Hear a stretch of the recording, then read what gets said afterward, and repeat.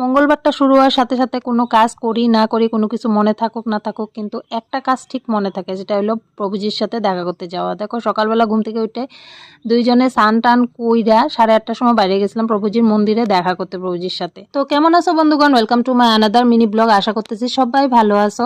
সকালবেলা আয়সা প্রভুজির সাথে তো দেখা করলাম, তবে দূরের থেকে, সামনে যেতে পারলাম না। তার কারণটা হলো আমি আজকে উপাস। আমি যদি প্রভুজির সামনে গিয়ে দেখা করি, তবে পণ্ডিতজি আমারে টিকা দিব, চন্নামিত্র দিব, আর আমি ওইটা খায় ফেলাইলে আজকে উপাসটা ভঙ্গ হয়ে যাবো। তার লিগে দূরের থেকে হনুমান চালিসা পাঠ করছি আর মন্দির প্রদক্ষিণ করছি। আর আমার মানুষটা ভিতরে গিয়া প্রভুজিরা পূজা করে আসলো, যেহেতু ও উপাস না। আর ধূপবাতি আমিও দেখাইছি, ও দেখাইছে। ও পূজা করছে দেখে পণ্ডিতজি ওর হাতে প্রসাদ দেওয়া দিছিল, ওই প্রসাদটা নিয়ে এখন আয়সা পড়লাম বাড়িতে। আর বাড়িতে আয়সাই ঝটপট করে আগে রান্নাটা সারছি।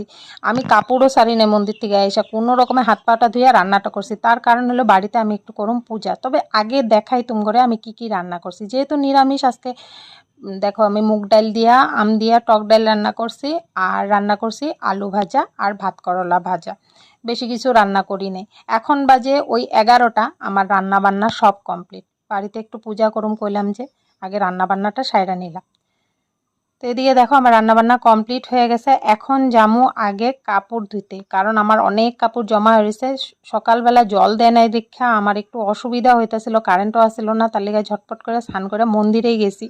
আমার কাপড় জামা ধোয়া হয় না। এখন রান্নাবান্না কইরা কাপড় জামা ধুইয়া আবার স্নান করে আসো। আর এদিকে দেখো ফুল টুল সব জোগাড় করে রাখছি। অ্যাকচুয়ালি পূজা করুম বললে কোনো কথা আসছিল না। আজকে বৈশাখ মাসের, মানে নতুন বছরের বৈশাখ মাসের প্রথম আমি বিপদনাশিনী পূজা ঘরে করুম।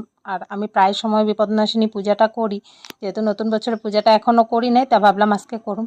তো দেখো আমি কাপড় চোপড় ধুয়ে আবারও স্নান করে আয়সা পড়ছি। আর পূজার সময় আমি কোনো ভিডিও করতে পারি নাই, কারণ খুব বৃষ্টি হইতেছিল। ওই সময় আমার ভিডিও করার মতন পরিস্থিতি আসছিল না। আমি পূজা কমপ্লিট করে আমি অনেকক্ষণ পরে এখন তুমি করে দেখাইতেছি। এদিকে দেখো আজকে অনেক ফুল দিয়া পূজা করছি। মা বিপদনাশিনীর পূজাটা কোনো প্ল্যান আসছিল না, হুট করে সব জোগাড় করে আমি পূজাটা করে ফেলেছি। কোনো রকমে ছোটো মোটো করে আজকে পূজাটা সারলাম, যেহেতু নতুন বছর।